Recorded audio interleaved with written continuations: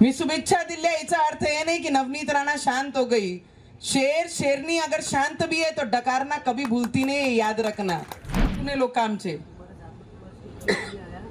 ते सगळ्यांना मी नेहमी धन्यवाद याच्यासाठीच करते। आज ज्या फ्लायओव्हरचं आपण उद्घाटन करत आहे, मी कधी शासकीय कार्यक्रमाला मंचावर कधी येत नसतो। मी माझी झाल्यामुळे मनाला वेदना नेहमी असतात आणि त्याच्यावर भाषा मी जास्त काही कधीच करत नाही। आणि जे निवडून आले त्यांना मी नेहमी शुभेच्छाच दिली आहे, पण मला वाटते ज्याही लोक निवडून आले आहे त्यांना एवढीच माझं बोलणार आहे की महिलांना बोलत असताना महिलांची मर्यादा आपण सुद्धा पाळली पाहिजे। जेव्हा केव्हाही तुम्ही बोलता तिची मर्यादा सगळ्यांनी पाळली पाहिजे। मी शुभेच्छा दिल्या याचा अर्थ ये नहीं कि नवनीत राणा शांत हो गई।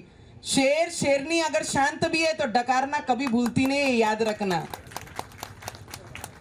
और मैं मेरी मर्यादा कभी भूलती नहीं हूँ। आणि मी महिला म्हणून महिलांचे संघर्ष, महिलांचे संरक्षणासाठी या क्षेत्रामध्ये आहे आणि आमच्या जिल्ह्याचे कामासाठी या जिल्ह्यामध्ये मी आहे। रवीजी, मी माझा पराभव झाल्यानंतर आपण 75-80 हजारांनी या मतदारांनी तुम्हाला निवडून दिलं आणि ज्या पद्धतीने देवेंद्र फडणवीस जी प्रत्येक गोष्टीसाठी प्रत्येक कामासाठी तुमच्या पाठीशी राहतात।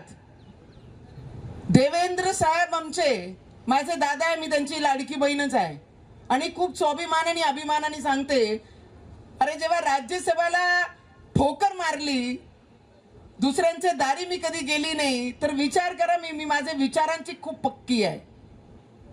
नाही तर लोक नगरसेवकासाठी लोटांगण घालता। नवनीत राणाचा स्वाभिमान एवढा अटल आहे की त्यांनी राज्यसभा सोडून आपल्या स्वाभिमानाला जगत आहे। आणि रवीजींच्या मागे ज्या पद्धतीने देवेंद्र फडणवीसजी प्रत्येक कामासाठी साथ देतात, म्हणजे रवीजींच्या पाठीशी नाही, या अमरावती जिल्ह्याचे प्रत्येक तो नागरिक, प्रत्येक तो मतदाराचे पाठीशी आमचे देवेंद्र फडणवीस जी है कि आप डरो मत कि तुम्हारा अपना गांव का काम, आपले गावाचा विकास मी करून देईन आणि ते करून देत आहे। रवीजी हे पुलं तर मी आणलेच। महाराष्ट्रातील सर्व बातम्यांचे विश्वासार्ह व्यासपीठ, सकाळच्या सर्व सोशल मीडिया प्लॅटफॉर्मला लाईक, फॉलो आणि सबस्क्राईब करा।